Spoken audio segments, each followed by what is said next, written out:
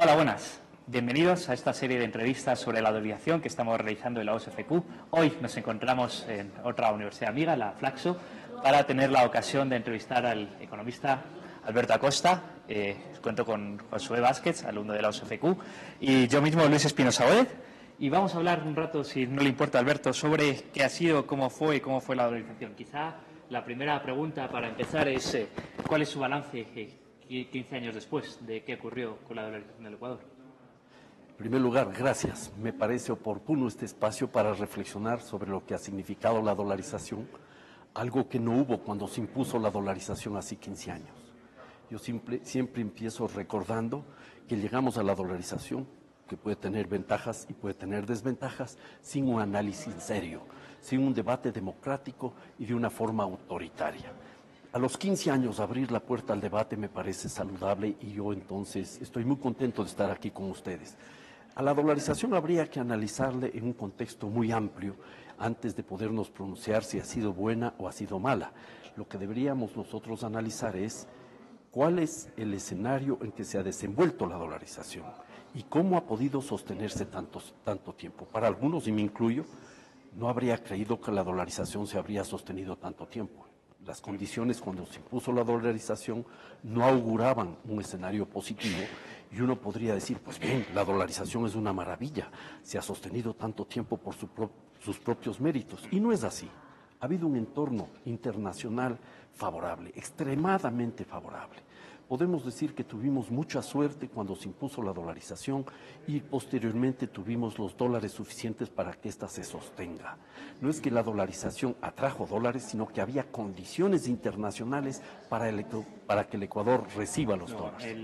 En su análisis no es mérito de la dolarización estos 15 años de crecimiento económico del Ecuador, sino que debido a que ha habido 15 años de crecimiento económico por un precio del petróleo alto y otra serie de circunstancias, se ha podido mantener la dolarización. Es decir, la causa es... Es al revés, yo creo, y habría que analizar, no estoy aquí para negar que pueda haber habido un beneficio de la dolarización, el hecho de que no tengamos la perspectiva de las devaluaciones, que no tengamos la perspectiva que generaba esa inseguridad permanente de la devaluación, la inflación, ha ido generando unas condiciones de mayor estabilidad y tranquilidad y expectativas para la sociedad.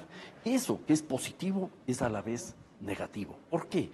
Porque lo que alentó, porque no ha habido el entorno estructural e institucional adecuado, un crecimiento del consumismo y de las importaciones y no un fortalecimiento de la actividad productiva. Pero volvamos al punto de partida. Si le parece, vamos a hacer la entrevista un poco cronológicamente. De acuerdo, encantado. Empecemos por las circunstancias que llevaron a la dolarización, es decir, qué ocurrió entre el año 92, 93, 94, 95, 96, 97 con ese...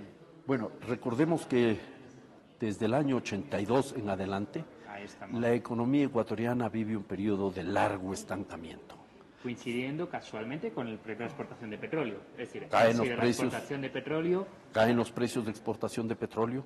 En el año 82-83 se registran las mayores caídas de los precios de exportación de petróleo, luego de las alzas que se provocaron por acción de la Organización de Países Exportadores de Petróleo, OPEP. Sí. Recordemos que el 13 de marzo del año 1983 el precio del petróleo se reduce en $5 por parte del OPEP y esto significa para el Estado ecuatoriano la pérdida de $5 que fue muy importante.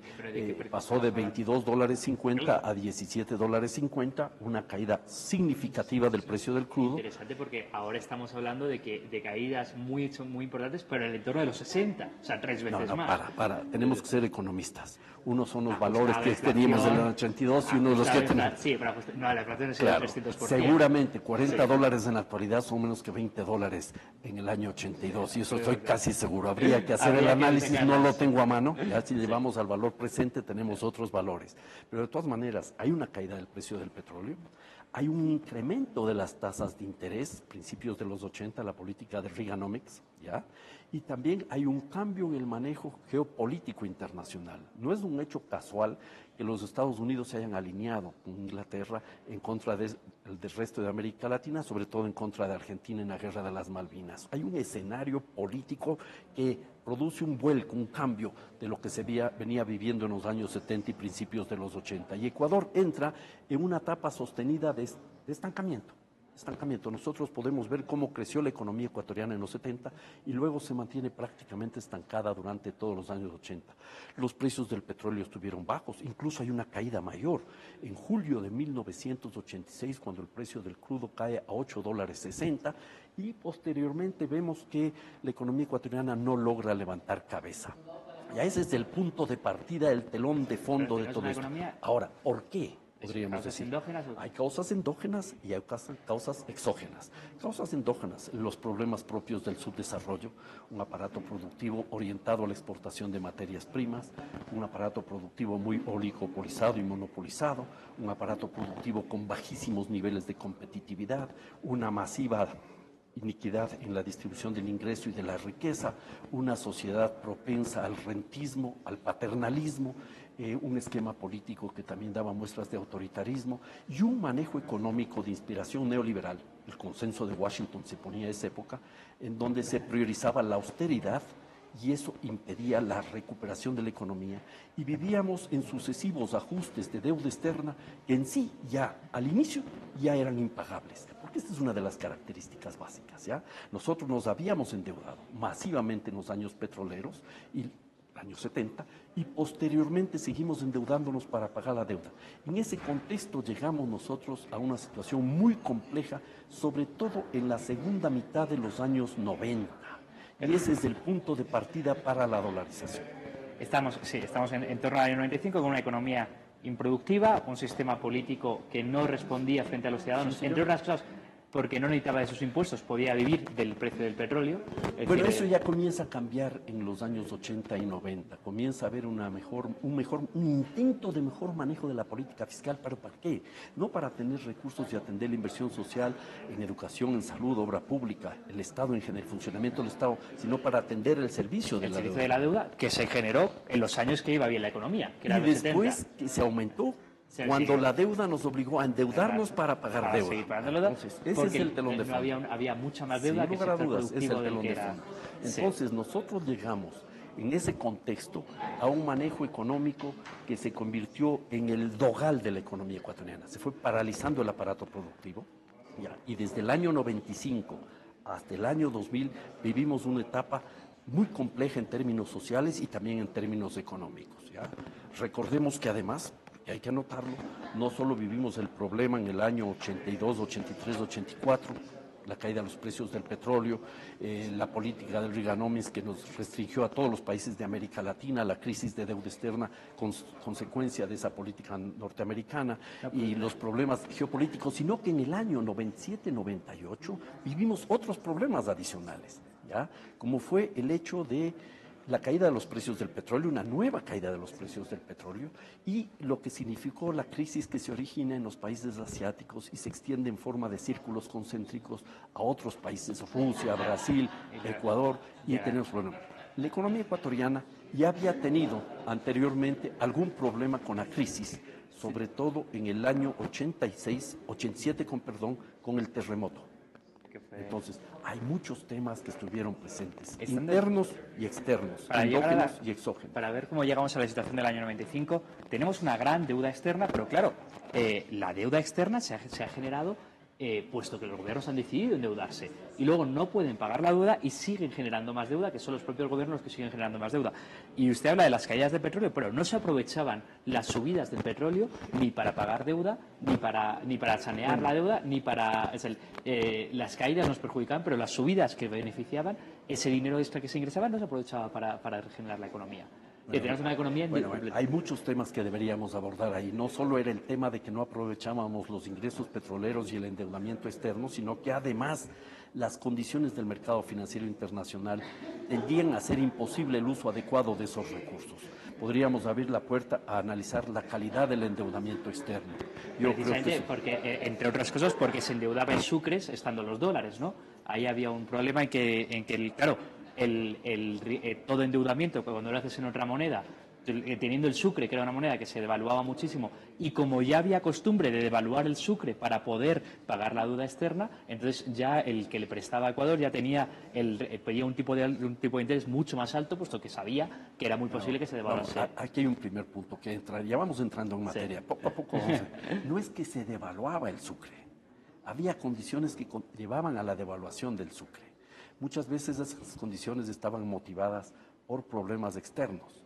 Teníamos pérdida de una baja competitividad, cambios a nivel internacional, y eso provocaba una devaluación que ayudaba a equilibrar, al menos en el corto plazo, la economía ecuatoriana. Esa era la economía que la que vivimos del año 92 al 99, que era una economía en la que los exportadores y además presionaban para devaluar, sí, pero una devaluación que no tenía efectos en el medio plazo. Pero desde el año 95-96 en adelante, la devaluación no es solo promocionada desde el sector exportador que buscaba recuperar en algo competitividad, sino es parte de un salvataje bancario que eso viene después.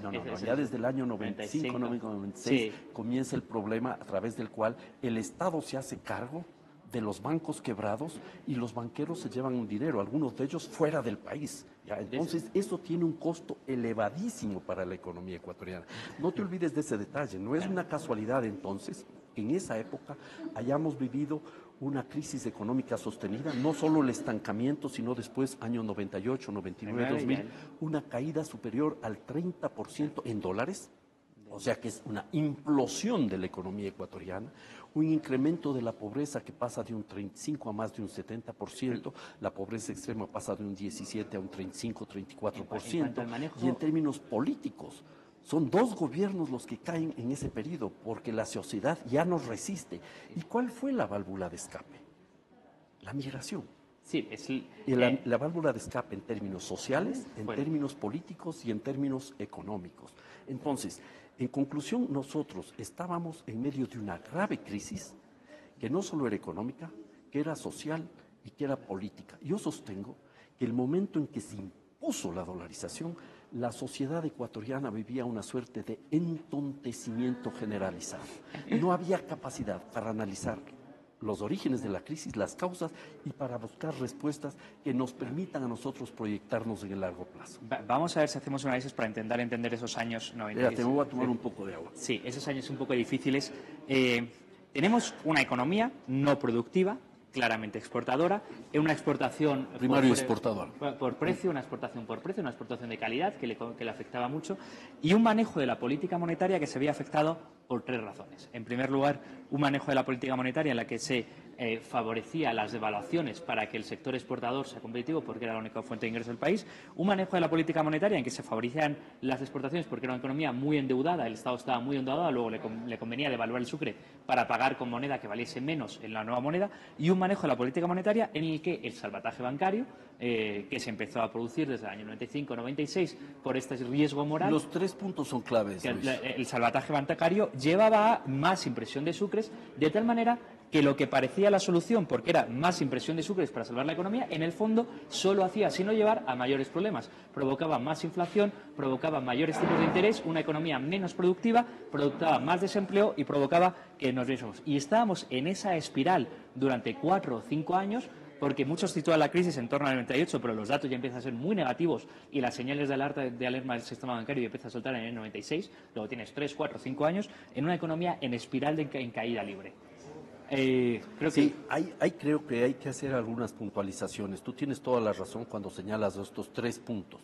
El hecho de tener una economía primario exportadora atada a la evolución del mercado internacional. Nuestra economía dependía y depende de los precios de muy pocas materias primas que vendemos en el exterior. El petróleo, sobre todo en toda esta época. Pero sobre todo en esa época el petróleo, y ahora todavía es el petróleo. Sí. Luego tenemos una economía que requería dólares para atender el servicio de la deuda pública, que era enorme. Y recordemos que parte de la deuda pública se engrosa porque el Estado se hace cargo de las deudas privadas, la sucretización de la deuda externa y lo que fue el cambio de cuentas especiales en divisas, que fue un mecanismo también de subsidio a los sectores privados. La sucretización, uno de los grandes subsidios a los sectores privados, y luego la compra de cuentas especiales en divisas, y luego todo el mecanismo de salvataje bancario. A los banqueros se les entregaba una gran cantidad de recursos, sucres para sostener la economía. Se les abrió la puerta de los que se llamaban escudos fiscales. Los banqueros podían incluso comprar papeles del Estado, bonos del Tesoro, con tasas de interés muy elevadas y descontar esos beneficios del impuesto a la renta. Yo creo que por ahí hay que comenzar a analizar. No es que la economía ecuatoriana se queda sin su moneda porque el Sucre se murió. No, no, no. Al Sucre lo mataron. ¿Y quién mató al Sucre? ¿Y por qué mataron al Sucre?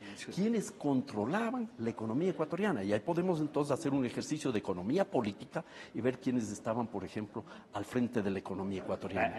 Los representantes de la gran banca. Y ahí tenemos personas muy conocidas, incluso el actual precandidato o ex candidato Guillermo Lasso, que era uno de los miembros de la gran banca que trabajaba en los gobiernos o actuaba directamente. Es una etapa en donde el control de la bancocracia era muy marcado y eso explica en gran medida el fracaso de la moneda nacional. Alberto, justamente cuando te refieres a la socratización, pero cuando se empieza a adquirir la deuda privada y se hace pública, se suponía que los privados tenían que volver a pagar la deuda al Estado. ¿Qué es lo que pasa? ¿Por qué no va el plan de acuerdo a lo esperado? Bueno, en el año 83-84, durante el gobierno del doctor Osvaldo Hurtado Larrea, se empieza con la sucretización de la deuda externa y se establece un mecanismo por el cual los privados endeudados en dólares pasaban a convertirse deudores en sucres con el Banco Central del Ecuador y el Banco Central del Ecuador, es decir, el Estado ecuatoriano, asumía esas deudas en dólares con los acreedores internacionales. Y se estableció en aquella primera época un nivel de tipo de cambio y un nivel de tasa de interés. El tipo de cambio creo que bordeaba los 100 sucres por dólar, no tengo la memoria muy fresca este rato, y 18% de interés era en la época la tasa de interés, la tasa que se movía en el mercado. ¿Ya? ¿Cuál es la crítica que se le hace a ese gobierno? Haber sucretizado enormes porciones de deuda sin preguntarse para qué se usó esa deuda externa. Y podemos demostrar, porque hay documentos, que gran parte de la deuda ni siquiera se invirtió dentro del país, no se invirtió para el aparato productivo. Hay gente que logró sucretizar su deuda porque se había ido de viaje a Europa o porque había comprado un departamento en Miami y cosas por el estilo. ¿Ya? Luego, el problema es que viene el ingeniero León Febres Cordero en su gobierno desde el año 84 hasta el año 88, que amplía la sucretización de la deuda externa. Es una suerte, para ponerlo en términos taurinos, de un toreo a la limón. El que abrió el primer capotazo fue Osvaldo Hurtado y el segundo capotazo de fondo fue el ingeniero León Febres Cordero, que congeló las condiciones, la tasa de interés y el tipo de cambio, eliminó lo que significaba en la época de Hurtado el riesgo cambiario y amplió los plazos de pago. En la época de Hurtado se comenzaba a pagar después de 3.5 años, con Febres Cordero lo dejó de 7 años. Cuando comenzaron a pagar, que de hecho pagaron, ¿ya?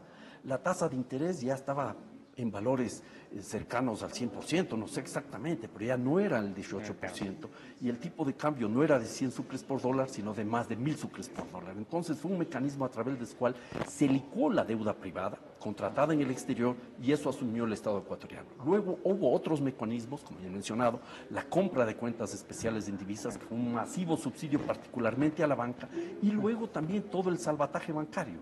Eso tenemos que tener en consideración. ¿Cuál fue el escenario?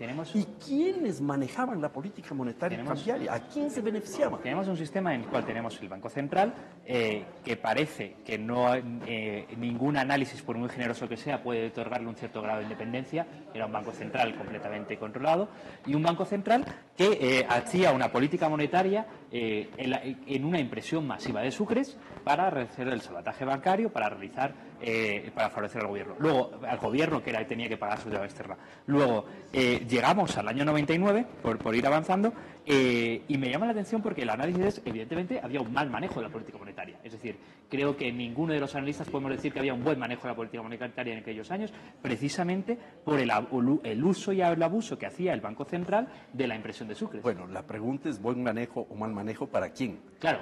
Para la sociedad en su conjunto, un mal manejo. Pero estaban en juego los intereses de pocos grupos económicos que habían obtenido enormes beneficios durante el auge petrolero y que no fueron los llamados a pagar el coste del ajuste cuando se impuso la política de inspiración neoliberal o del consenso de Washington.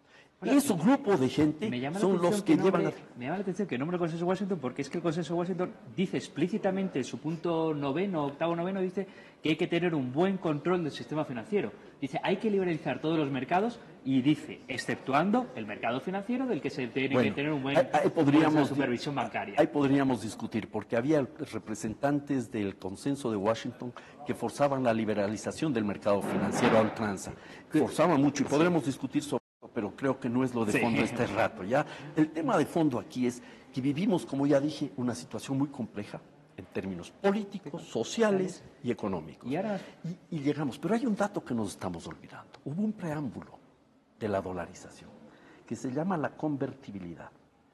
Cuando llega al gobierno Bucaram, en el año 96, en medio de graves problemas económicos, no comparables a los que viviríamos 4 años después, se opta por una salida que buscaba congelar el tipo de cambio.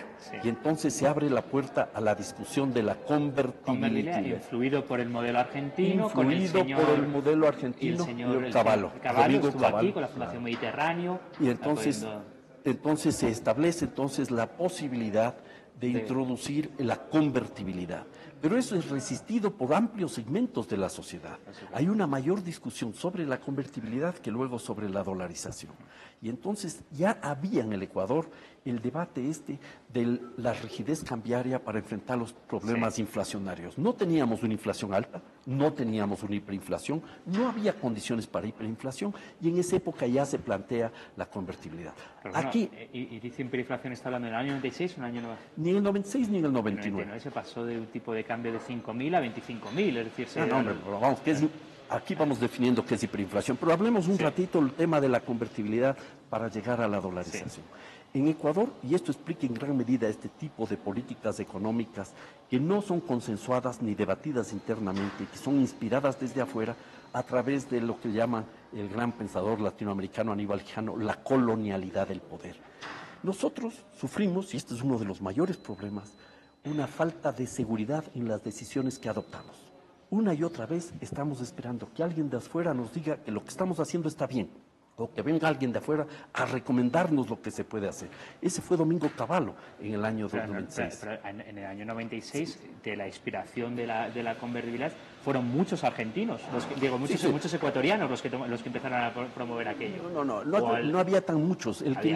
Había algunos que luego estarán en el Fondo Económico presidido por doña Joyce de Ginata, pero el hecho real y cierto es que siempre en Ecuador requerimos que alguien venga de afuera a decirnos que lo que hacemos está bien. Fíjate en la historia de la República.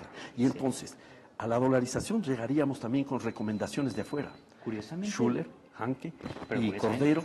Y también hubo recomendaciones. Yo recuerdo al presidente Maguad que le encantaba de presentarse cada que podía al lado de Jeffrey Sachs. Claro, Jeffrey Sachs no apoyaba la dolarización, claro. Pero precisamente el Fondo Monetario Internacional, el Banco Mundial, estuvieron explícitamente en contra de la dolarización. Dijeron, recomendaron en diversas y enfáticamente muchas veces. Sí y no, de eso hablamos luego. Entonces, del año 96 llegamos con esa experiencia fallida de la convertibilidad. Bueno, nunca llegó a nada. No llegó a nada, pero fue un proyecto fallido porque no se llegó a poner a la dolarización, ¿ya? Y la dolarización se impone entonces en el año 2000, el 9 de enero del 2000. Hablemos qué ocurrió durante el 99 y qué alternativas. O sea, una vez que estamos en el 99, tenemos el trágico feriado bancario, tenemos el trágico congelamiento de cuentas. Tenemos varios elementos que agudizaron la situación económica del país, puntuales. Iniciamos el año 99 sin impuesto a la renta. Y se introduce el impuesto a la circulación de capitales. Detallito importante que ayudó a desbancarizar la economía. Como esto se discute públicamente, que se va a quitar el impuesto a la renta, que se va a poner un impuesto a la circulación de capitales, genera desconfianza y comienza la gente a sacar sus recursos de los bancos para meterle en el banco más importante, el Colchón Bank. ¿No es cierto? Curiosamente, cuando se discute ¿Para qué se hace? Se discute a día de hoy la tasa Tobin.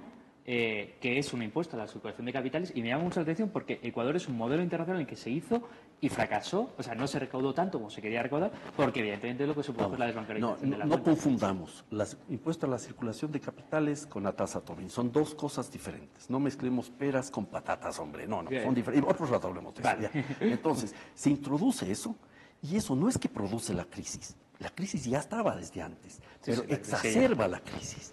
Eliminas el impuesto a la renta, ¿ya? Y eso genera entonces un rechazo popular masivo. Los indígenas encabezados por la CONAIE salen a las calles y se logra la reintroducción del impuesto a la renta. Luego viene el salvataje bancario ya en serio, cuando viene el congelamiento, la forma en que celebró Maguad el Día del Internacional de la Mujer, el 8 de marzo, que es lunes, si la memoria no me falla, fue ese día, se congelan los depósitos de la gente, y eso ocasiona entonces una mayor pérdida de confianza en la economía ecuatoriana. Y ya antes, un detallito importante que lo estamos olvidando, en el año 93-94 se introduce una ley monetaria y financiera que alienta la dolarización en la economía ecuatoriana. Comienza a permitir transacciones económicas, año 93-94. No estábamos en la grave crisis de la que estamos hablando después, ¿ya? Ya comienza a haber posibilidad de transacciones en moneda norteamericana y en moneda ecuatoriana. Y eso alentará la dolarización espontánea de la economía, que no llega a ser tan masiva como dicen los dolarizadores. Pero sí que hubo una dolarización popular en la que la gente empezó a utilizar... No diría popular, sino espontánea. Ya viste que venía preparado, sabía que llegábamos allá. El grado de dolarización espontánea de la economía ecuatoriana, mira, en el año 94 el porcentaje del total de depósitos era de un 15.7%, al terminar el 99 un 47.3%. Había habido una dolarización, pero no era mayor cosa. No era una cosa. No digo que no. Sí, pero no es que espontáneo. Eso de espontáneo hay que ponerle comillas. Se fraguaron las condiciones para que la gente dude de su sucre y apueste por el dólar. Y lo mismo el porcentaje de colocaciones. Dudar del sucre era lo más razonable que se podía hacer porque estaba perdiendo valor por segundo. Pero perdía valor. ¿Quién le hacía perder valor? ¿El Banco Central? El Banco Central al servicio de los banqueros. Vamos clarito. Ahí está. Y mira, y en marzo, vamos despacio porque si no me confundes. Marzo del año 99. El salvataje, el congelamiento de los congelamiento? ¿Qué objetivos se buscaban, qué razones había y por qué tomar esa medida? Porque la gente estaba sacando el dinero de la banca. Por justa razón, porque ya no había confianza absoluta, no había ninguna. Y si había ya en esa época había alternativas. No sé si de eso habló ya Pablo Lucio Paredes, porque él estuvo muy cerca. Él formaba parte de uno de la Junta Bancaria, de alguna cosa. Pero de la Junta Bancaria, si no me equivoco, una semana. Pero él contó esa experiencia, ¿o no? Sí.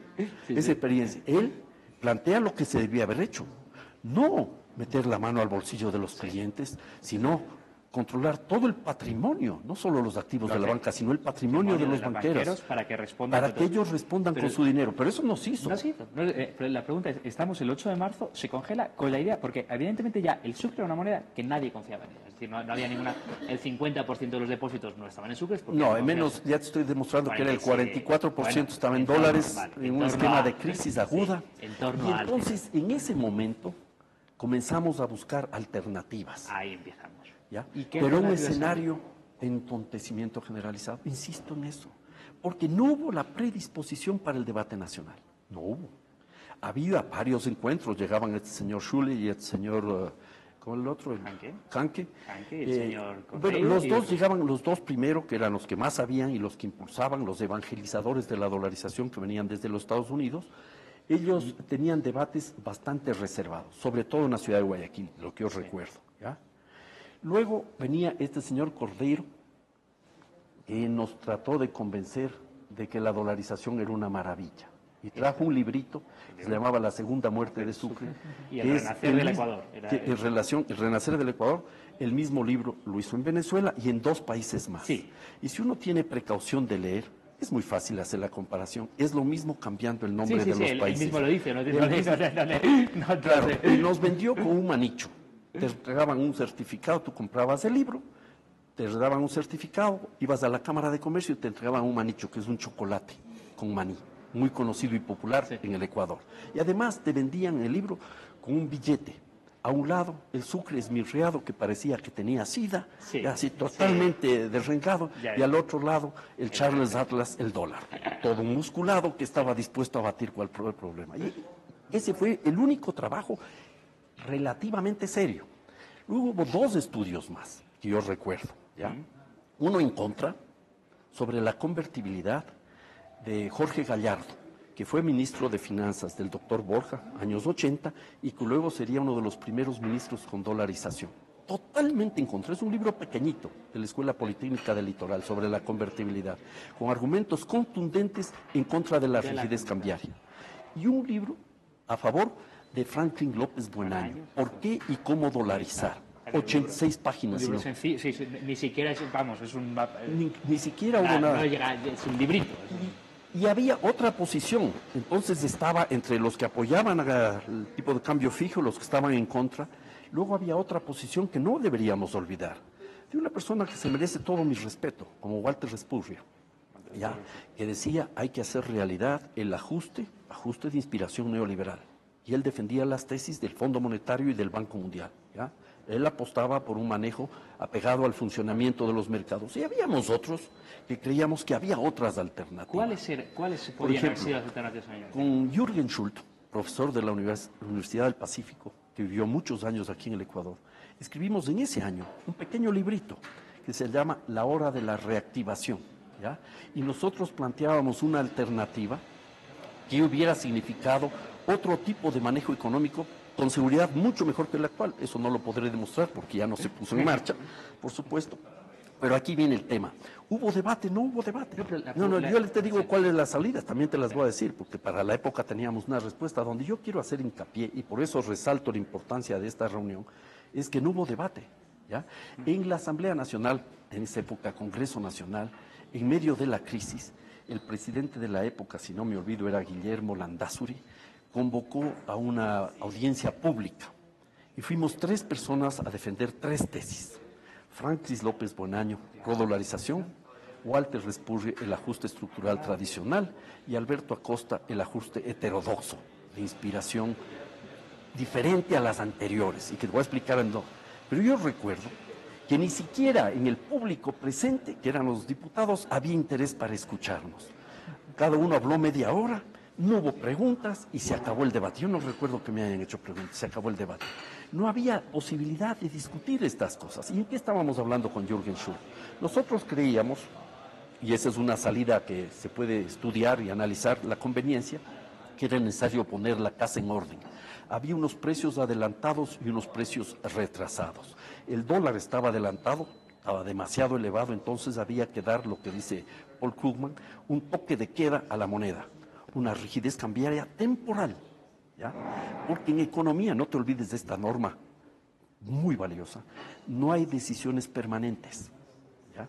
No hay decisiones rígidas permanentes. Ni siquiera la dolarización es una decisión permanente. Por supuesto, y entonces las decisiones tienen que ser pensadas con criterios de flexibilidad. Pero hay momentos en los que tú congelas el tipo de cambio y apuestas por otras cosas. Entonces, ¿qué había que hacer? Bajar las tasas de interés, ¿ya? ¿Sí? Subir los salarios y hacer una reducción de impuestos indirectos y una elevación de impuestos directos para volver a reequilibrar la fórmula de costos, ¿ya?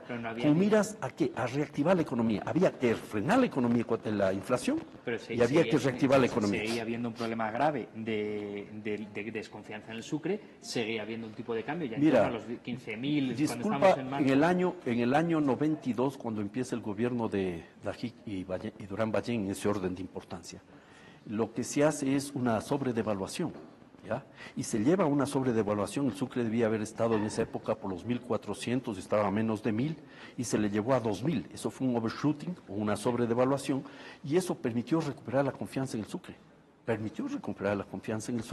Y la gente comenzó a dejar sus dólares para trabajar en sucres. Y al par de años esto funciona. Una cosa similar se pudo haber hecho acá. Y de hecho se hace con la dolarización, porque vamos a hablar ya de los detalles de cómo se impone la dolarización, de los errores en la imposición de la dolarización. Entonces lo interesante aquí es que nosotros debíamos haber dado señales claras. Apostamos por el sucre, apostamos por la producción y apostamos por la reactivación del mercado interno, enfrentando otros temas estructurales, como el tema de la deuda externa. Porque el sucre ya estaba en $15.000 más o menos en marzo. Ahora, ¿cómo haces para devolver la confianza en una moneda en que los ciudadanos ya tienen el 40 y tanto % de sus depósitos no confían en esa moneda, y una moneda, porque se supone que el feriado bancario era eso. Se supone que el feriado es cerramos las cuentas. El feriado bancario no trataba de salvar el Sucre, trataba de salvar los bancos. El feriado bancario fue para salvar a los bancos y ese fue el error, porque que había que apostar por la producción. ¿Y cómo se podía salvar el Sucre en aquel entonces? En entonces no hay cuestión de salvar el Sucre, sino era de salvar el aparato productivo. Lo que debíamos, ¿cómo se ya podía? te digo, le acabo de decir, subes la tasa, el tipo de cambio, le sobredevalúas para romper las expectativas devaluatorias, bajas las tasas de interés para alentar la producción, subes los salarios para aumentar la demanda y apuestas más por el mercado interno. Se suben los salarios públicos, generando más déficit que habría que volver a pagar. No te olvides, algún rato hay que pagar esos déficits y ese no es el problema. Los déficits son, hay que verlos no estacionariamente, sino evolutivamente. Entonces, la cuestión es aquí cómo abordar este tema. Había alternativas. Eso, lo que pasa es que no se discutieron. Ese libro que te estoy hablando fue también publicado por la ESPOL, la Escuela Politécnica del Litoral, La Hora de la Reactivación, y nadie quiso presentarlo. ¿Sabes quién? El único que presentaron, la Cámara de Comercio de Guayaquil. El presidente de la Cámara de Comercio de Guayaquil, se animó a hacer un debate pequeñito sobre ese tema. Es que en el país, lamentablemente, no hubo la predisposición para discutir. Y te cuento a modo de anécdota, otra historia. Se impone la dolarización el 9 de enero, un domingo 9 de enero, ¿ya? Y yo había estado permanentemente en los medios de comunicación como analista, como comentarista, y de una u otra manera estaba ahí y me entrevistaban, ¿ya? Se impone la dolarización y durante 18 meses ningún medio de comunicación, sobre todo la televisión, me vuelve a entrevistar. ¿Por? Porque era contrario a la dolarización. Y pero los periodistas me acuerdo, de 2 medios de comunicación grandes, todavía existentes, me venían a visitar amigos. Alberto, necesitamos que hagas alguna vez una declaración a favor de la dolarización para poderte entrevistar de nuevo. Nos han prohibido que te entrevistemos porque eres enemigo de la dolarización. Así se impuso la dolarización, cerrando la puerta al debate. Estás hablando del 9, pero sin embargo lo curioso es que Maguad, un presidente con unos índices de popularidad bajísimos, completamente desprestigiado, anunció la dolarización el 9 de enero y el país creyó que se iba a dolarizar el país. Es decir, los ciudadanos ecuatorianos aceptaron que se iba a dolarizar. Hablemos un poco de este señor de ingrata recordación, Maguad como presidente, ¿ya? 3 o 4 días antes dijo que la dolarización era un salto al vacío y se negó a aceptar la dolarización. De lo que yo conozco, no había estudios serios en el Banco Central, ni a favor ni en contra. Yo recuerdo 2 papers en PowerPoint, donde se establecen los argumentos para no dolarizar. Existe un PowerPoint para dolarizar hecho por el señor Miguel Dávila, que lo tenemos lo hemos hecho en una entrevista. Me parece fantástico que exista. Y hubo una reunión, lo he dicho por lo que me contó Miguel Dávila, hubo una reunión el 8 de enero, hubo una reunión con el directorio del Banco Central, donde el directorio del Banco Central prácticamente de manera masiva se expresó en contra de la dolarización. Yo sé, y entonces había un grupo que habíamos mencionado, el Foro Económico de doña Joyce de Chinata, que me imagino tienen usted la lista de todos los participantes, no conozco algunos de los cuales todavía están en el gobierno actual, ¿no es cierto?, como Leonardo Vicuña, y otros tantos que eran los que defendían la dolarización y el ajuste estructural, porque vienen las dos cosas. Es curioso porque usted la profesión el Foro Económico defendía las dos, defendía la dolarización para después hacer ajuste estructural. Claro, y vamos a hablar de eso. Hacer ajuste estructural para después dolarizar. Había eso, pero iban atados de la mano. ¿Ya? ¿Y qué es lo que nos ofrecieron a los ecuatorianos? Este es un documento del 8 de enero, viernes 8 de enero del año 2000, ¿ya? Publicaron todos los diarios, este que tengo es del diario El Universo. Aquí se ofrecía la resolución de todos los problemas del país, ¿ya? Entonces, ¿qué se decía? La dolarización permitirá, voy a leer una parte muy cortita, una baja inmediata de las tasas de interés, de la inflación y la entrada de capitales, dando paso a la reactivación inmediata de los sectores productivos. Poco tiempo después, el 24 de febrero del año 2000,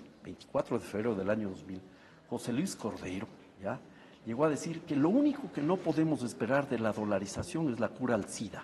Entrevista en diario El Universo, ¿ya?, que la dolarización por sí sola, sin el oleoducto de crudos pesados, pone en marcha las ruedas para reactivar la economía, ¿ya? Entonces, a la dolarización le vendieron como la gran panacea. Pero curiosamente, después de la dolarización, bajaron los tipos de interés. Llevamos 15 años de crecimiento económico del Ecuador, los únicos 15 años sostenidos. Luego, y eso que no se produjeron ninguna de las reformas.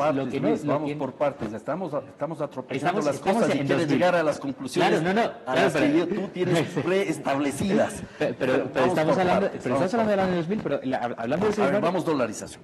Sí. ¿Había hiperinflación o no? No había hiperinflación. Bueno, ¿qué entendemos por hiperinflación? Vamos. ¿Qué entendemos por hiperinflación? Para poner un par de datos a que la gente entiende qué es una hiperinflación.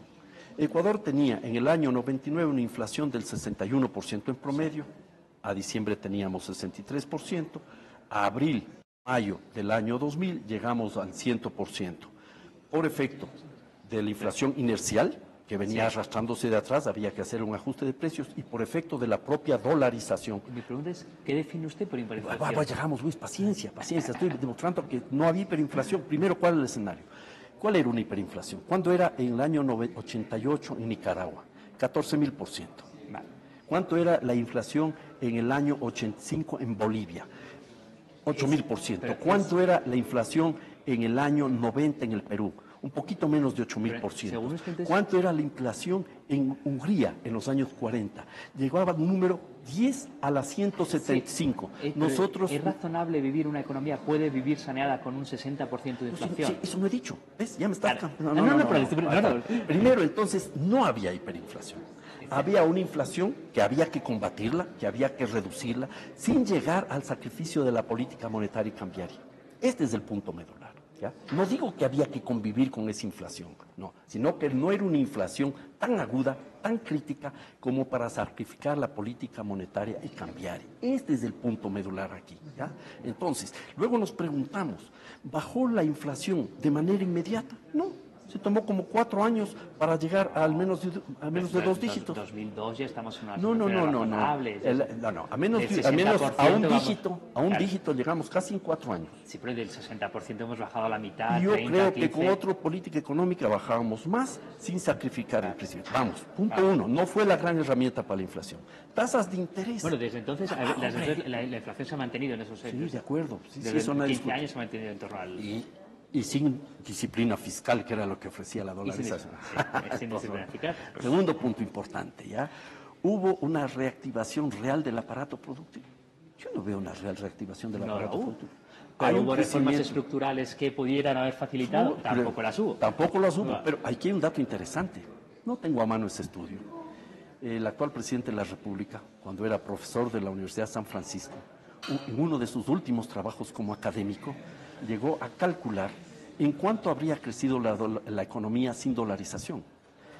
En 2 puntos porcentuales más por año. Pero ese cálculo es un cálculo académico. Pero una proyección de cuánto podrías tomar los datos históricos siguiendo la tendencia del 98-99, una pérdida del 30%. Vamos por partes. Y ya estamos en otra etapa. No vuelvas atrás. Estamos en otra etapa. ¿Habría podido crecer mucho más la economía? Yo creo que sí. ¿Qué podría haber cambiado? Y un tercer punto importante, ¿qué es lo que se decía acá en este documento? Que van a bajar de inmediato las tasas de interés. No han bajado las tasas de interés de inmediato. Ya no tenemos esas tasas de interés extraordinarias en sucres. Claro. Pero no tenemos que comparar con los sucres, sino con dólares. En los países vecinos que no tienen dolarización, todavía encuentras tasas de interés en dólares más bajas. Claro, pero esos son pero las tasas de interés con respecto a lo que había, la comparación tiene que ser las tasas de interés del año 99 con las tasas de interés del año 2001. Pero en sucres estamos en dólares, ya cambia el escenario. Esa es la ventaja del dólar, que te trae tasas de interés bajas. Esa es la beneficio. No, si no es el dólar el que te trae. Si nosotros controlábamos y hacíamos funcionar el mercado financiero, rompiendo los oligopolios bancarios que todavía exigen, es muy fácil hacerlo. Haber hecho eso? Porque aquí la pregunta es, el Banco Central ya no tenía credibilidad, y el Banco Central, creo que todos estamos de acuerdo, precisamente el que supuso la dolarización, que estaba pareja, no tenía independencia política. Es decir, no creo que los mismos miembros del Banco Central puedan... Ninguna independencia política, estaba al servicio de la banca. ¿Cómo se podía hacer para cambiar esa situación? Bueno, eso ya pasó. Ahora estamos hablando que la dolarización no resolvió las tasas de interés a la baja, a inmediatas, como se dijo. Y inmediatamente la entrada de capitales tampoco. Eso ofrecieron con la dolarización. El Ecuador no es uno de los países que tiene menor inversión extranjera directa. Bueno, pero eso es otro tema. Y ese es un tema que merece otro tipo de reflexión. ¿Por qué tenemos menor inversión extranjera? Sí, pero eso ya pegamos. Entonces, la pregunta que yo nos estoy haciendo es, ¿qué alternativas había en el año 99 para... Te acabo de demostrar cuál era la alternativa, un ajuste de inspiración heterodoxa que congela el tipo de cambio para romper las expectativas devaluatorias. ¿Y cómo hacer para que el Banco Central no esté manejado porque no está... Bueno, tenías que cambiar los que estaban manejando el Banco Central, por supuesto, si esa gente estaba a favor de los banqueros, si era lo primero que había que hacer. Se debe haber controlado los... el mismo modelo de Banco Central con junta monetaria, un modelo de Banco Central independiente a la europea o como la FED, o un modelo de Banco Central... Ningún Banco Central es independiente totalmente, ninguno. Estamos completamente de acuerdo. Ningún Por Banco definición Central. del Banco Central, pero ¿qué modelo de Banco Central se Yo podría creo llevar? que un control de Banco Central, un Banco Central controlado por el gobierno, pero en función de los intereses nacionales, podía haber dado la En respuesta. cuyo caso habría que cambiar el gobierno. Pero por supuesto había que cambiar el gobierno si se cambió el gobierno. Se cambió Sí, el gobierno. Y de aquella recordemos un asunto. Maguad estaba liquidado a esa fecha, 8 de enero. El 9 de enero, según nos cuentan, recibe la visita de un grupo de militares, le dice, o usted hace algo o se va. ¿Ya? Y el día 9 de enero, en la noche del 8 al 9 decide dolarizar. Dice que hubo llamadas de Clinton, que hubo llamadas del secretario del Tesoro de los Estados Unidos, que hubo llamadas de... En fin, no sé. Curiosamente, lo que me cuenta el ministro Arízaga, que era el ministro en aquel entonces, y Miguel Dávila, que fue gerente, es que nadie se comunicó con nadie de Estados Unidos hasta el día 11 de enero. Mira, esa información está en una publicación reciente de la revista Vistazo, de hace muy pocos días, ¿ya? Sobre quienes impulsaron la dolarización. Sí. Y luego hay una carta de quién era el gerente del Banco Central o era el presidente de la Junta Monetaria, Pablo Vetter, no me acuerdo qué papel cumplía él. Muy interesante la carta. Cuando él renuncia, él estaba en contra de la dolarización. Y entonces él dice y cuenta cómo fue eso. En la mañana sabían que iban a dolarizar, pero no sabían en cuánto iban a dolarizar. ¿Ya? Se fue a almorzar y a hacer la siesta el señor presidente de la República, que tenía un problema de salud, tenía que descansar siempre después del almuerzo.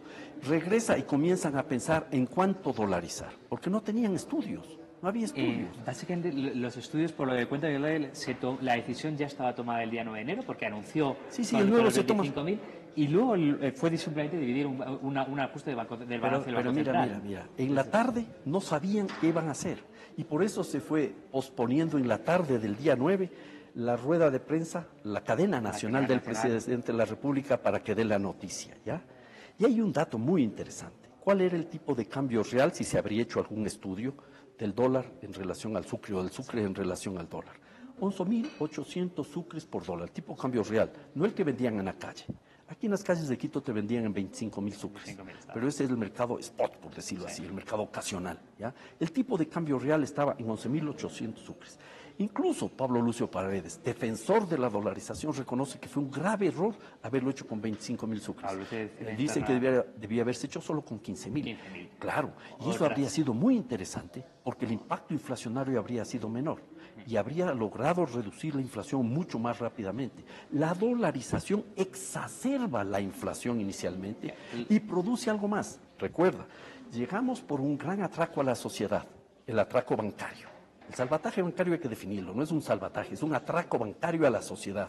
Hay un estudio de una comisión que fue constituida y presentó su informe a inicios de este gobierno, por allá por el año 2008, que establece que el costo para el país supera los 8.000 millones de dólares. Y luego vino el atraco, por la forma en que se impuso la dolarización, porque nos metieron la mano al bolsillo a los que teníamos sucres. La pregunta es, ¿se podía, o sea, el balance del Banco Central sostenía otro tipo de cambio? Porque la pregunta es, 15.000 La pregunta es otra, mi querido Luis. ¿Estaban o no estaban preparados? Y las respuestas no sabían lo que estaban haciendo. Les sonó la flauta y funcionó la dolarización gracias a que hubo dinero externo. Ahora, se llegó a los 25.000, se llegó el 10, 11 de enero, febrero, 15 años después. ¿Qué ha ocurrido en la economía ecuatoriana en estos 15 años y cuál es el balance de lo que ha ocurrido? Vamos a preguntarnos por qué se ha sostenido la dolarización. ¿Por su fuerza?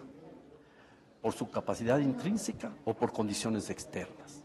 Sobre todo por condiciones externas, sin negar que la dolarización elimina la expectativa de devaluación y eso tiene una expectativa inflacionaria, genera inseguridad y la dolarización abre la puerta a cierta estabilidad, no lo niego, ¿ya? Pero ¿por qué se sostiene? Los primeros años, ¿por qué? La sobredevaluación, que fue un atraco a la sociedad, nos metieron la mano en el bolsillo, ya nos quitaron la mitad de los sucres que teníamos a todos los habitantes del país para sostener la dolarización y permitió recuperar algo de competitividad de nuestras exportaciones no petroleras. Uno. Dos. El ingreso provenientes de las remesas de nuestros compatriotas, algunos de los cuales fueron expulsados por efectos de la propia dolarización. La crisis anterior, más dolarización, una gran salida de compatriotas. Bueno, la crisis anterior, pero la oleada de inmigrantes fue en el año 99-2000, no hasta fue en el año 2002. Hasta el año 2002 hay una gran salida. Empiezan a notar los efectos de la nueva política monetaria. No, y el año 2001 y el año 2002 y el año 2003, las remesas de nuestros compatriotas llegan en alguno de esos años a representar el 10% del Producto Interno Bruto. Sostienen economía. Y hay estudios que demuestran que la pobreza se reduce de los 7 puntos que se reducen en los primeros años luego de la dolarización en 5 puntos porcentuales por efectos de las remesas. Las remesas superan largamente todas las inversiones sociales del Estado. Entonces, segundo punto. Tercer punto fundamental, comienza la recuperación de los precios del petróleo, ¿ya? Y eso sostiene la economía ecuatoriana durante estos 15 años. Sobre todo en los últimos 8 o 10 años, ya, sobre todo los años este gobierno, que es el que mayores ingresos económicos ha tenido en toda la historia de la República. Luego tenemos otra ventaja, que es la baja de las tasas de interés en el mercado financiero internacional, que ayuda a que varios agentes económicos privados contraten créditos en el exterior, y eso ayuda a sostener la dolarización. Y un punto fundamental, la depreciación del dólar. El dólar pierde valor en relación a otras monedas. Tenemos el efecto devaluatorio, entonces recuperamos competitividad por la devaluación, no es devaluación, es depreciación del dólar de una moneda exterior, porque hay que estar muy claros. La dolarización lo único que hace es que Ecuador pierda su política monetaria y cambiaria. No es que el dólar no tenga una política monetaria cambiaria atrás, que es la de los Estados Unidos. Sí, sí. Es el reconocimiento de que el Estado ecuatoriano supuestamente es incapaz de hacer lo que hacen otros países como Perú, Colombia, ¿ya? Y que lo único que pueden hacer son los norteamericanos. Volvemos a la colonialidad del poder llevada y exacerbada, ¿ya? Tiene que ser un extranjero el que nos resuelva nuestros problemas. El Estado de los Estados Unidos, ya no es el Estado ecuatoriano, ¿no es cierto? Entonces ahí vamos viendo que esa depreciación del dólar nos permite recuperar competitividad. No, sí. Y por eso ahora, Luis, por eso ahora, la caída del precio del petróleo es un problema grave, pero es más grave porque hay una apreciación del dólar, estamos perdiendo competitividad y está subiendo las tasas de interés en el mercado financiero internacional. Yo creo que esos son tres elementos que conforman una receta explosiva. Y un dato interesante. Algún rato en esta charla, que para mí es muy interesante porque me refresca la memoria, claro que me habría gustado escuchar antes a los otros entrevistados para tener más elementos y venir con más documentos, decíamos que quienes defendían la dolarización, este foro económico de doña Joyce de Ginata y muchos personajes más, que todavía están activos en la vida económica y política del país, ¿ya? Defendían no solo la rigidez cambiaria, sino sobre todo el ajuste estructural. Claro, eso es lo que estaban haciendo. Sí. Algunos, como tú me recordabas, decían primero el ajuste, luego la dolarización, y otros decían dolarización, luego el ajuste. Pero a la final estaban defendiendo un principio liberal. Había que impulsar la apertura de la economía ecuatoriana, había que eliminar las rigideces del mercado interno, había que combatir los déficits externos y los déficits internos, sobre todo el déficit fiscal, y sincerar los precios en economía, para ponerlo en términos muy sencillos. Hay muchas otras cosas más que decir. Pero un dato interesante, la dolarización no tiene nada que ver con el neoliberalismo. Absolutamente nada que ver, porque es una apuesta por rigidez cambiaria y no por flexibilidad de mercado. La dolarización no apuesta por el mercado.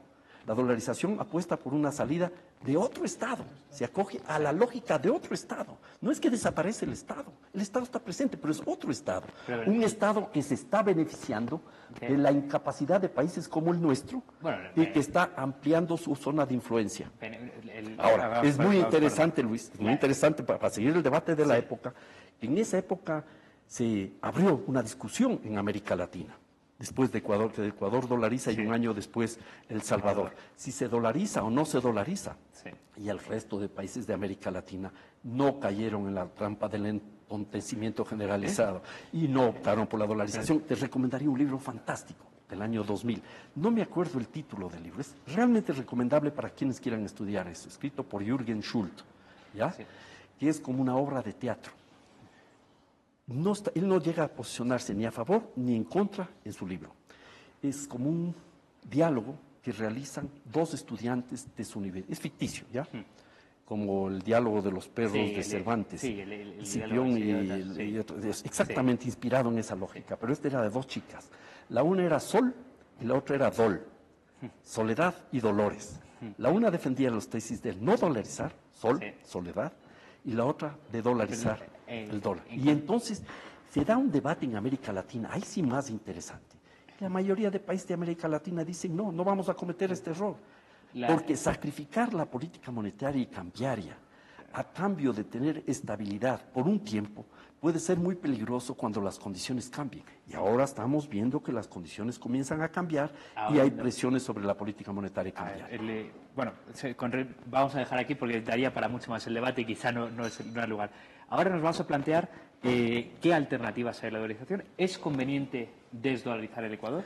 ¿Qué alternativas hay? Si es conveniente, ¿cómo se podría hacer? ¿Y qué le parece a usted que serían alternativas? Partamos por señalar algo que me parece que debería ser el punto de reflexión en la actualidad. Y hasta la dolarización. Sí. Con sus ventajas y sus desventajas, yo creo que es un grave error, pero ahí está la dolarización. Primero, ¿qué es la dolarización? ¿Es el objetivo o es una herramienta? Es simplemente una herramienta. Porque organizar una economía para mantener un tipo de cambio parece perverso. ¿Ya? Tienes que tener un tipo de cambio rígido o flexible o con mini devaluaciones, como tú quieras, en función de una economía. Lo que hay que asegurar aquí es empleo de calidad, productos y servicios de calidad para todos los habitantes del país, condiciones de estabilidad que permitan la producción. Y precisamente la dolarización lo que hace es que los temas monetarios dejamos de ocuparnos del tema. O sea, la economía ecuatoriana durante los años 90 era una economía básicamente monetaria porque en la empresa el más importante era el director financiero, no el director de ventas, porque era el que manejaba estos tipos de cambio. En eso tienes razón, porque se montó una economía especulativa. Una economía, y precisamente al alejar completamente los problemas monetarios de la economía, tenemos la moneda no otorga, la moneda es una condición, no otorga los beneficios para una economía sana, pero es la condición indispensable para una economía sana. Una moneda sana puede llevar a una economía sana. Tú puedes tener una moneda sana y un pueblo enfermo. Puedes tener rigidez cambiaria, puedes tener cero inflación, ya lo vivieron los bolivianos, cuando se acabó la inflación y paralizaron el aparato productivo y la sociedad entró en crisis.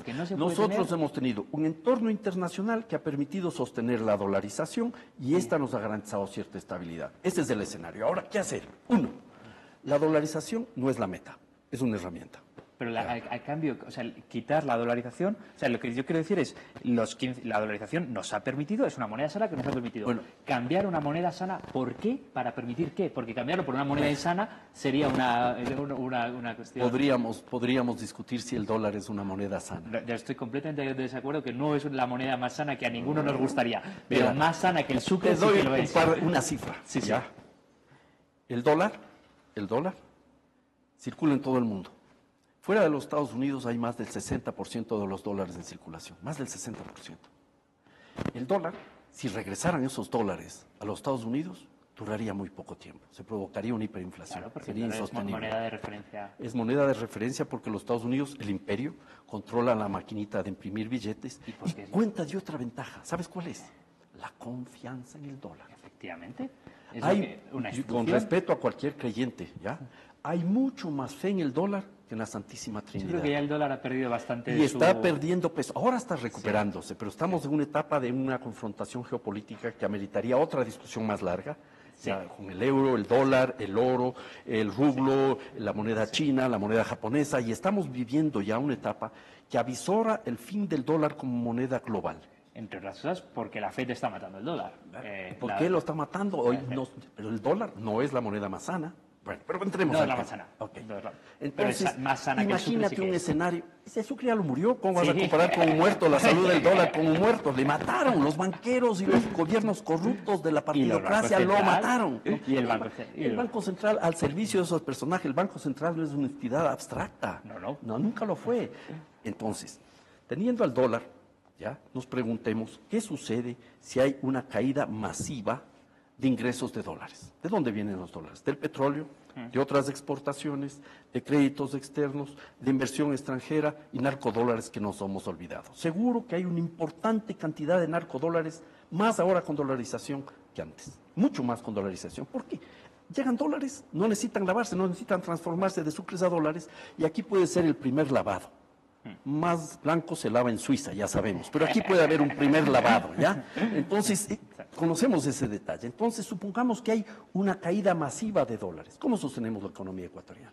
¿Qué vamos a hacer? Vamos a tener la suficiente flexibilidad, porque se requiere flexibilidad. Bajar los precios, bajar los salarios. No solo es bajar el gasto público y la inversión pública, eso no resuelve el problema. Eso puede terminar por exacerbar el problema.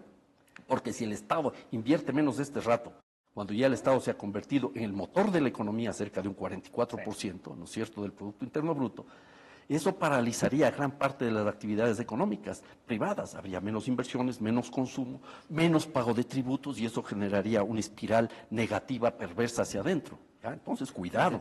Pero entonces, de política monetaria, a día de hoy, ¿qué se puede hacer por el Bueno, Ecuador? es muy poco con la dolarización. Los límites de la dolarización están marcados. Ahora, tienes posibilidades, el gobierno nacional ha dado ya una clara señal para abrir una puerta hacia la desdolarización, con el Código Monetario y Financiero. ¿Ya? ¿Usted también percibe que el Código Pero, Monetario es un obvio, aldabonazo? tienes el primer punto, mayor control a la banca en función de lo que manda la Constitución de Montecristi. Totalmente de acuerdo. Segundo punto, utilizar los depósitos de los clientes, los depósitos privados, para inversiones productivas, algo que ya planteó Febres Cordero cuando era diputado en el año 2004.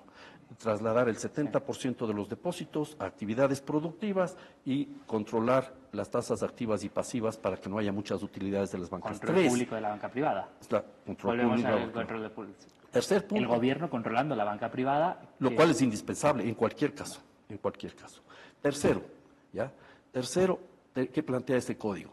Está planteando la posibilidad de tener las herramientas para raspar la olla y sacar todos los ahorros posibles. Ya, de hecho, al parecer ya están utilizando parte del encaje bancario y puede haber incluso una incautación de divisas, que es algo fundamental en la alternativa del año 99. Había que incautar divisas, revalorizar. Cuando estaba yo fijando, me faltó anotar ese tema. La incautación de divisas era fundamental, temporal, no permanente. Ese ajuste que nosotros planteábamos en el año 99 nos abría un horizonte de máximo 18 meses para hacer los cambios estructurales indispensables, pero ya eso ya pasó.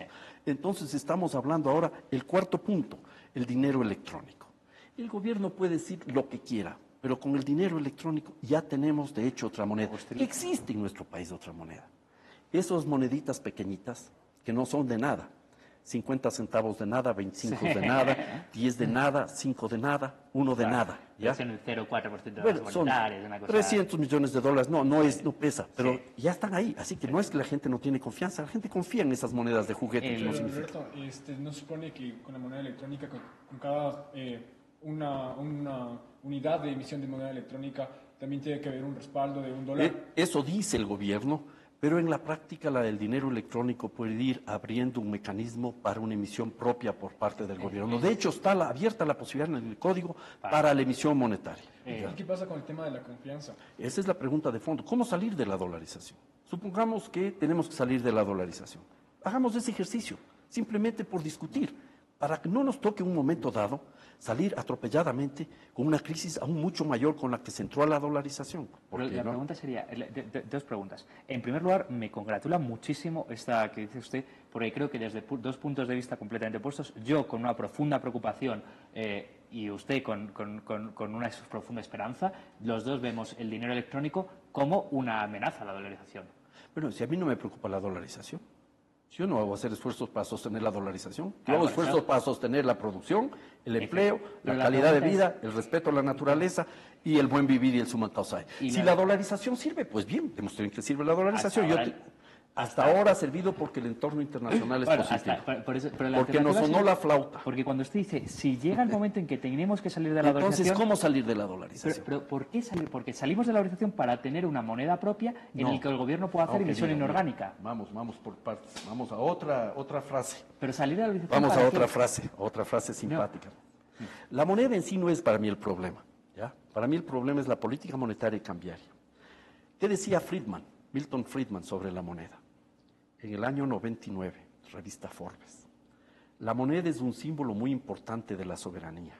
Y a mí me parece que una nación, si quiere seguir siendo nación, necesita tantos símbolos de soberanía como sea posible. Entonces él decía, un país no puede perder su moneda. Pero entonces, ¿para qué revolver a no. por un motivo nacional, para tener orgullo nacional de tener moneda propia? Yo lo que quiero, estoy diciendo, no estoy planteando ni siquiera la perspectiva desde no, entonces estoy planteando, no es tema de soberanía, sino es un tema de política monetaria y cambiaria. Mira, vamos a ponerle muy sencillo, ¿ya?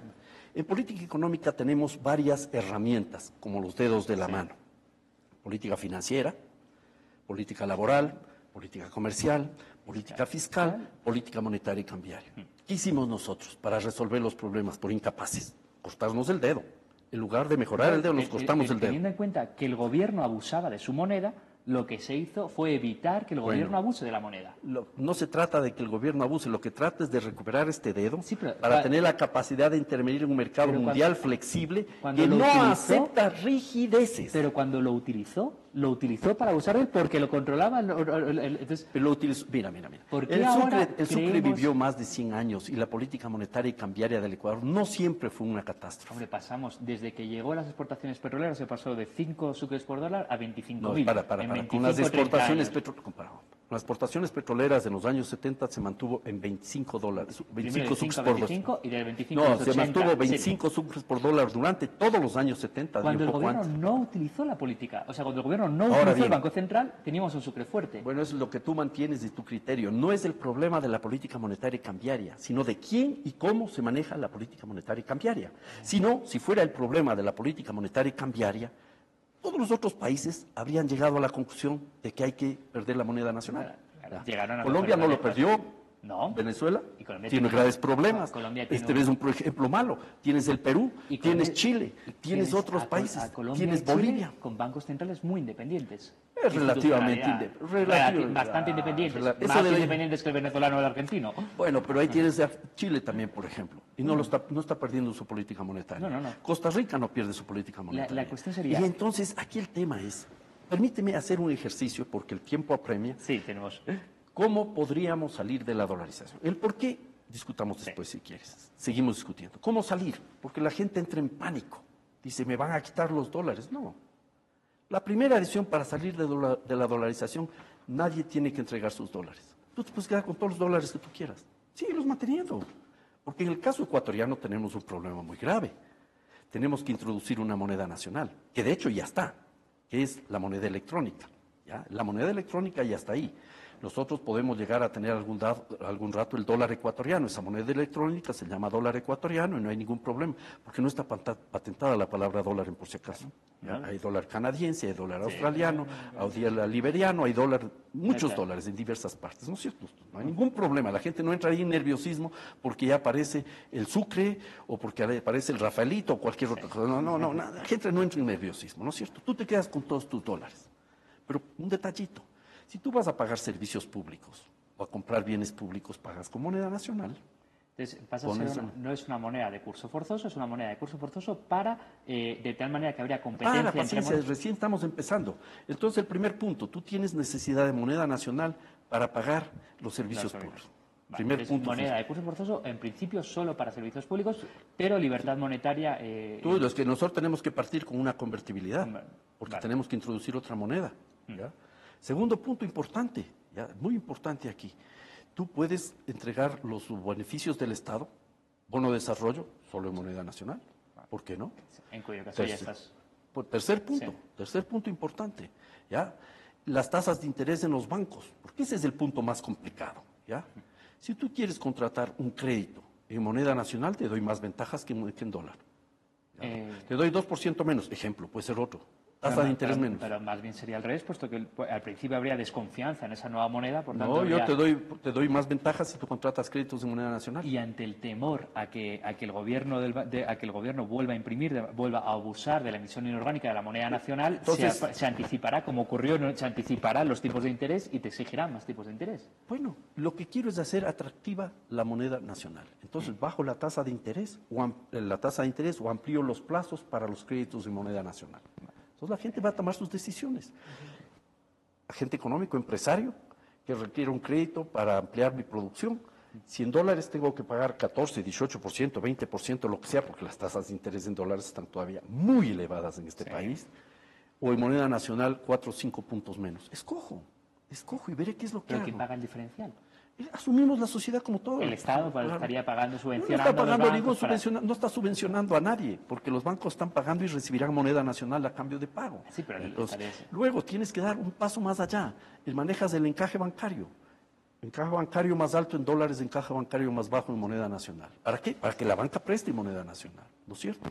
Y luego doy el otro paso, con el que comenzó a trabajar la dolarización en el año 94, cuando se abrió la puerta para que el dólar trabaje en paralelo con el sucre, ¿ya? Sí. En el año 94, ¿no es cierto? Lo mismo, año 2015, ¿qué es lo que haríamos?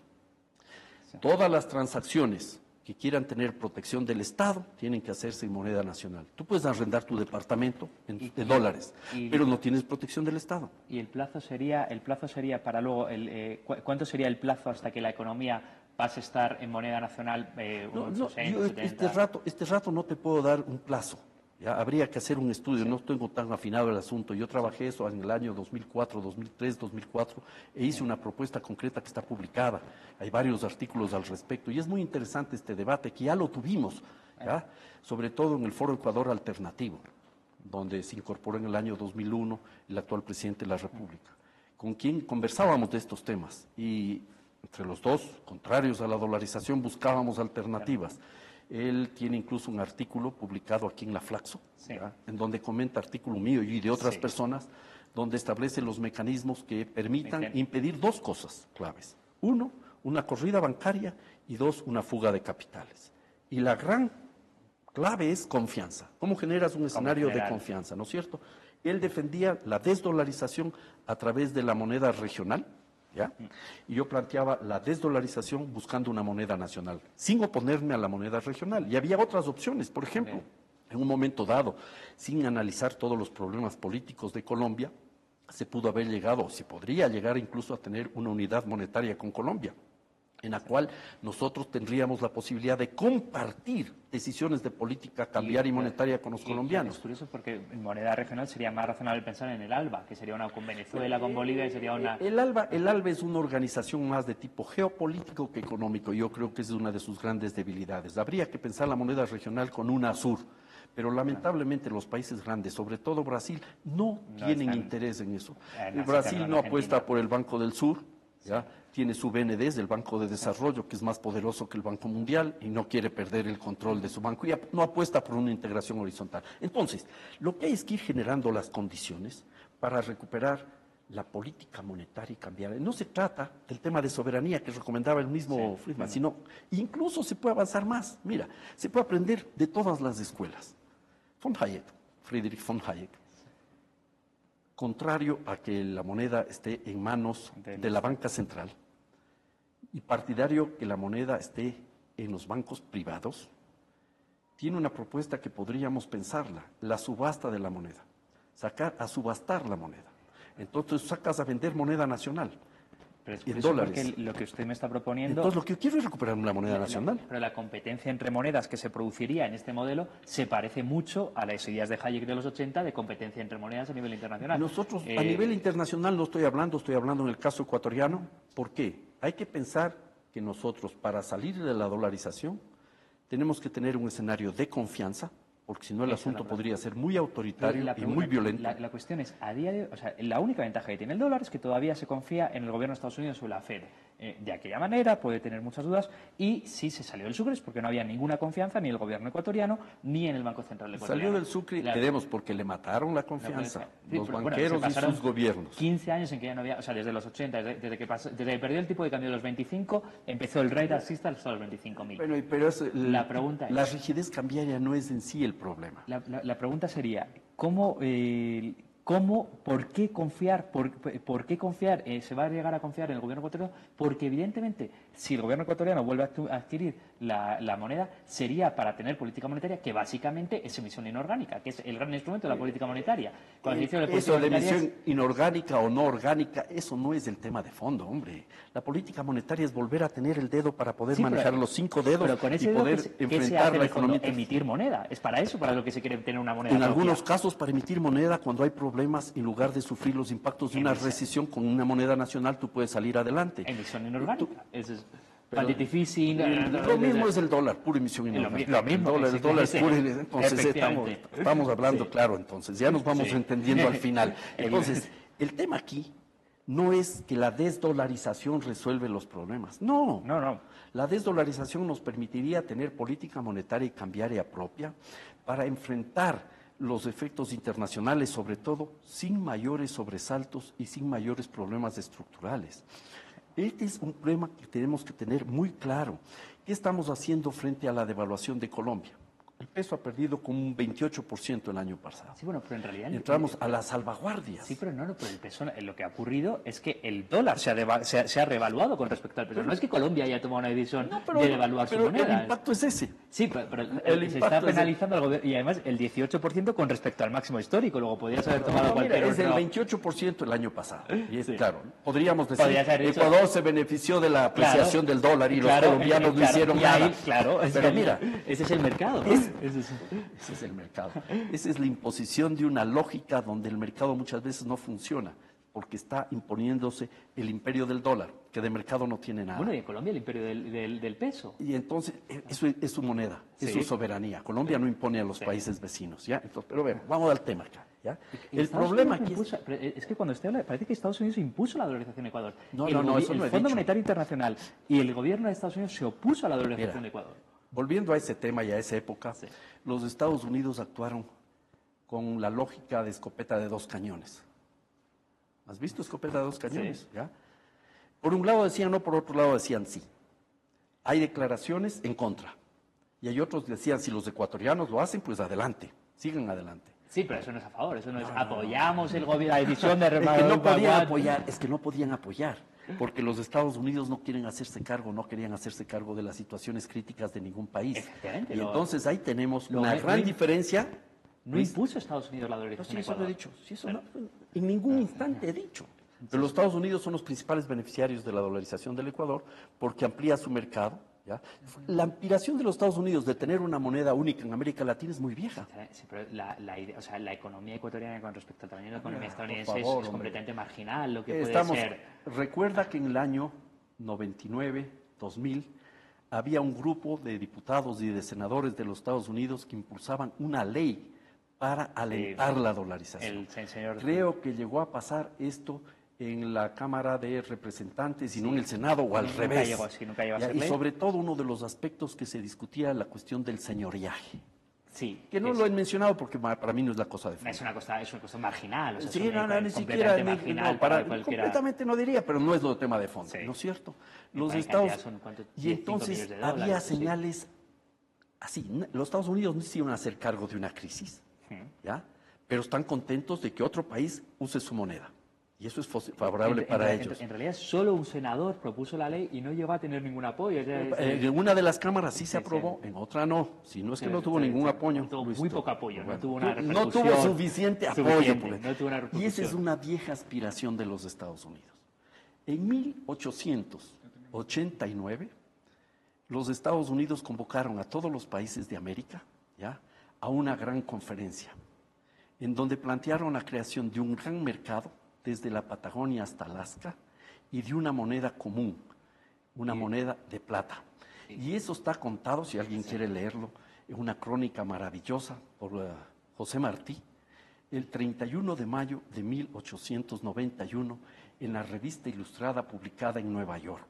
Es muy interesante esta lectura y lo que nos cuenta José Martí, justamente ahora que estamos a punto de entrar en esta locura del Tratado de Libre Comercio con la Unión Europea, en una acción más crítica ahora con la apreciación del dólar y la caída del precio del petróleo. Entonces, yo creo que es importante recordar eso. Los Estados Unidos siempre quisieron tener un control Y de monetario. hecho, los Estados Unidos enviaron la delegación de los años 20 que fundó el Banco Central de Ecuador. También fue, Esa y es- eso sí fue mira, el gobierno de Estados Unidos. La financiado. delegación esa tiene en parte apoyo del gobierno, no está totalmente. Mr. Erwin Kemmerer no viene totalmente financiado por los Pero Estados en parte el Unidos. gobierno de Estados Unidos Sí, puso sí, dinero apoyaba. para el viaje. Y el claro. señor Kemmerer está en muchos países, incluso en Europa, Sí. en Polonia y en otros países presentes de los Entiendo. años 20, 25, Sí. impulsando una transformación. Ya era la que llamaba José Peralta, aquel gran pensador liberal, la diplomacia del dólar.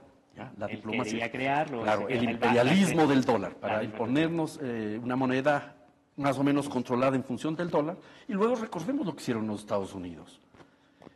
En la guerra mundial, cuando terminaba la guerra mundial, en Bretton Woods ofrecieron a la comunidad internacional el dólar como moneda Sí, de curso hicieron corriente, una- curso forzoso, respaldado por el oro.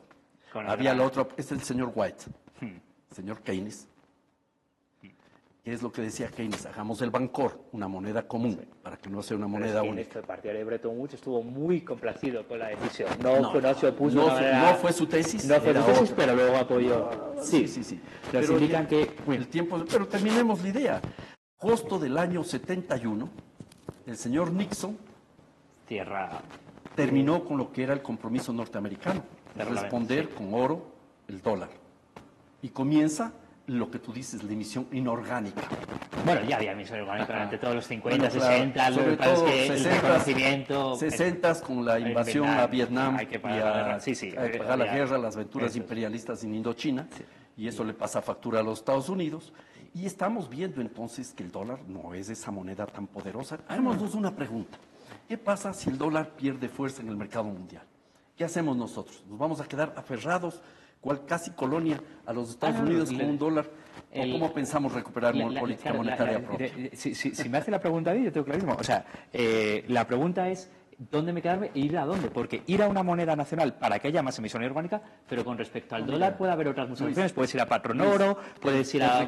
Te recomiendo de la manera más amable y afectuosa que revises política monetaria y cambiaria de muchos países que tienen no la lógica de la emisión inorgánica, sino de la contribución para claro. resolver los problemas. Cuando uno tiene, por ejemplo, la posibilidad de emitir dinero, uno, en principio, requiere menos endeudamiento externo e interno. Depende cómo maneje ese dinero, con la responsabilidad que maneje ese dinero para obtener los resultados esperados. Se libera, relativamente hablando, de las presiones del mercado financiero internacional. No es que te aíslas totalmente, pero te garantiza, sin lugar a dudas, una mejor posibilidad de dar respuestas ante una devaluación colombiana o peruana, por ejemplo. Y entonces nosotros, si bien no recuperamos competitividad estructural, no sufrimos los impactos de una devaluación de esos países. Bueno, pero si entramos en guerra de devaluaciones, entramos un país devalúa, el otro devalúa, el otro devalúa, y al final es empobrecimiento generalizado de Eso población. ya sabemos que no funciona. Claro, pero si para defendernos de la devaluación de alguien tengo que devaluar yo, acabamos Bueno, entrando en ¿qué esa es lo que dinámica. estamos haciendo nosotros? No devaluamos, entramos por el lado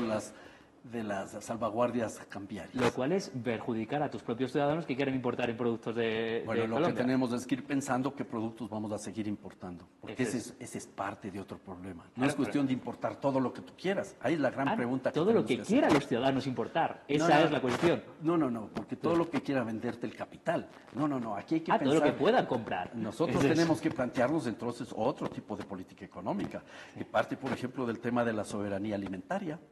Que no- si los ciudadanos quieren comprar vino francés o quieren comprar papas Pero americanas, me parece muy bien, con tasas de interés con tasas arancelarias muy altas, muy altas. Como Estoy las hay en Ecuador. Mucho más, habría que duplicarlas, porque vamos entonces- a favorecer la producción nacional. Y entonces lo que quiero yo es tener una producción nacional. Yo apostaría por el mediano y el pequeño productor en el país, en función de otra lógica económica. Y ahí se abre la puerta a otra puerta que discusión. no podemos Desde el buen abrir. vivir y suma causal, porque ya estamos fuera de tiempo. Y quisiera, si José tiene alguna pregunta más. Sí, gracias. Se refería a que una salida desordenada del dólar sería un fracaso. Usted con los puntos que expone, esa sería la salida ordenada del dólar. ¿Cómo sería una salida desordenada? Que nos encontremos de la noche a la mañana sin dólares que la gente pierda confianza en el sistema financiero y que comience a retirar el dinero de la banca y comience a sacar la plata del país. No solo es un problema de que caiga el precio del petróleo, se encarezca se aprecie el dólar y perdamos competitividad en nuestras exportaciones, se encarezca las tasas de interés, sino que haya la sensación en la ciudadanía de que esto no va más. Y entonces uno guarda sus dólares en la casa, los que pueden, los otros que pueden más, sacan sus dólares fuera del país y eso entra en una espiral muy peligroso y pernicioso donde vamos a sufrir los impactos todos. ¿Estamos cercanos a esto? Yo esperaría que no. Yo creería que no hay que generar un ambiente de nerviosismo innecesario. Aquí un punto que me parece fundamental para hablar de la dolarización. Para vendernos la idea de la dolarización, nos vendieron el cuento de que estábamos en hiperinflación o de que caminábamos a la hiperinflación. Las dos cosas son falsas, totalmente falsas. Podría mandar un artículo mío, escrito con Jürgen Schull, que demostramos que la dolarización no era la vacuna para la hiperinflación como se decía. No era así. No había condiciones de hiperinflación en la economía. Pero había una inflación, habría una inflación altísima. Del 61%. Cuando se habla de inflación, hablamos en algunos casos más de 300, normalmente más de 1000%. Podemos ver las definiciones, podemos ir. Sí, pero ya te puse el ejemplo. Sí, sí. Nicaragua 14.000, Bolivia 8.000, Perú 7.800 y pico. Una inflación muy alta. Muy alta, okay. Ya, pero no era grave, ya. Bueno, entonces, 60% de pérdida de valor. nos metieron la idea de que si no salíamos de esa situación, que la única alternativa era la dolarización, entrábamos ya al infierno. El típico ejercicio de terrorismo económico. Ahora se vuelve a hacer el mismo ejercicio de terrorismo económico al decirnos que si salimos de la dolarización vamos a ir al infierno. Hay gente que lo ha dicho. Pero me parece muy, decir terrorismo me parece una palabra. Nosotros fuerte. hemos usado eso en términos económicos y en términos académicos, eso es para nosotros terrorismo, porque están generando terror sin razón alguna. Y el problema es ese, porque en lugar de generar miedos, deberíamos abrir la puerta para los debates. Entonces, podríamos incluso pensar en alguna política económica en la cual se pueda tener la dolarización. ¿Ya? La dolarización y la moneda nacional en paralelo, ¿ya? Para tener mayor. Pero eso implicaría entonces ciertas cosas. Primera cosa, incautación de divisas. Segunda cosa, un mayor control de importaciones y encarecer mucho más. Por supuesto, aquí hay mucha apertura todavía, demasiada apertura a mi criterio. Habría que cerrar todavía más las fronteras. Importaciones suntuarias. ¿Autarquía? No. Autarquía jamás. Entonces, se requiere una concepción estratégica del país para participar en el mercado mundial. No estoy planteando ni autarquía ni rigideces. Lo que creo que es necesario es una política mucho más flexible, creativa y dinámica para asegurarnos mercados. Si se ponen más impuestos y restricciones a las importaciones, eso es una rigidez muy fuerte. Eso no es a determinadas importaciones. Por supuesto, porque vamos a alentar determinada producción a partir de ciertas definiciones básicas. La soberanía alimentaria, por ejemplo. Eso es clave. Eso es fundamental. Eso quiere decir que si uno quiere comer en McDonald's o quiere comer vino francés o quiere comer comida china, tiene que pagar un sobreprecio con respecto a eso. Y es el gobierno quien decide lo que deben comer los ciudadanos o lo que deberían comer los ciudadanos. La que decide es la sociedad a partir de construir lo que sería la soberanía alimentaria, que parte de dos puntos básicos. La soberanía alimentaria no solo es producción, sino consumo. Tenemos que asegurar el derecho a que nuestros campesinos y agricultores controlen su agricultura y el derecho a que los consumidores y consumidoras controlemos nuestra alimentación. Eso implica entonces producir para el mercado interno en primer lugar todos los alimentos que requerimos, ¿ya? Generando condiciones de calidad en los productos y condiciones de redistribución de la tierra, el agua, los créditos y acceso a los mercados. Esto sería otro tema que vamos a tener que cerrar ya la conversación. Entonces te dejo para que dejarles aquí un poco de terror a la gente en manera terrorística. No, mira, ese es un tema importante. ¿Cómo vamos a hacer una agricultura sólida si hay una enorme concentración de la tierra, del agua, de los créditos y sin acceso a los mercados para los pequeños y medianos productores? Este es el tema de fondo en el agro. ¿Cuándo empezamos a trabajar la soberanía alimentaria? ¿Cuándo comenzamos a trabajar la soberanía económica? Lo cual no quiere decir que no haya integración con el mercado mundial. No, para nada. Bueno, tiene integración selectiva en función de lo que el gobierno decide cómo se integra. En algunas cosas nos enganchamos, en otras nos desenganchamos. El gobierno solo es el intermediario de lo que decide la sociedad. Y si un miembro individual de la sociedad quiere comer en McDonald's, se le dice que tiene que pagar más, puesto que la sociedad hemos decidido que porque además la comida de McDonald's no es necesariamente sana. Bueno, eso, y si uno quiere comer en un restaurante vegetariano de comida oriental, tendrá que pagar más porque Pero hemos si uno decidido... vamos a impulsar la producción alimenticia ecuatoriana. Pero ¿Y cómo se podrá hacer comida por el oriental? momento, y si quiero comer. Bueno, la cuestión es, terminando la conversación, sería un auténtico placer, señor Acosta, la verdad es que hemos disfrutado mucho de la conversación. No sé si quiere dejar alguna reflexión final sobre qué ha sido... La conversación ha sido muy interesante. Ojalá hubiéramos tenido estos espacios antes de la dolarización para sentarnos tranquilamente a conversar, y ahora ojalá podamos mantener estos espacios en otros ámbitos de la vida nacional, que son cada vez menos. La única conclusión a la que llegaría yo es: la dolarización no es el objetivo final. No lo es. La Estamos dolarización completamente es de una acuerdo. herramienta. Completamente de acuerdo. Y la gran solución a los problemas nacionales no es la desdolarización. Y- Dolarización o desdolarización no es toda la cuestión. No es. Como Los digo en un problemas. artículo que escribí hace algunos años atrás. Completamente de acuerdo. Lo que se necesita es tener una estrategia de país para resolver los problemas de nuestra sociedad en función de nuestras propias capacidades y nuestras propias decisiones. Y ese es el gran reto que tenemos entre manos. Y este rato tenemos una gran oportunidad para impulsar lo que se planteó en la Constitución de Montecristi, el buen vivir o summa causae, que no es una alternativa de desarrollo. No es lo mismo que lo han hecho los países ricos, es una cosa diferente, es una alternativa al desarrollo para construir una sociedad en donde el ser humano vive en armonía consigo mismo, los seres humanos en armonía con los otros seres humanos, comunidades y pueblos en armonía consigo mismo, e individuos y comunidades en armonía con la naturaleza. Y en estos 7 años de desarrollo de la Revolución Ciudadana y desde la Constitución de Montecristi, el summa causae, ¿usted cree que ha habido un gran avance en esa dirección? No, y cree que la economía... para nada. Aquí se camina por la senda del neodesarrollismo.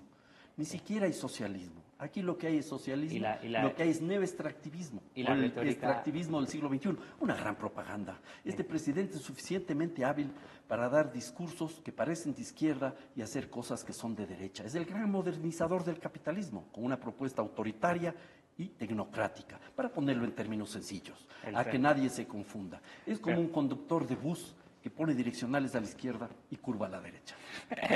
Creo que terminamos con esta frase, que ha quedado todo bastante claro. Muchísimas gracias, Alberto. Muchísimas gracias, Josué. Ha sido un auténtico placer.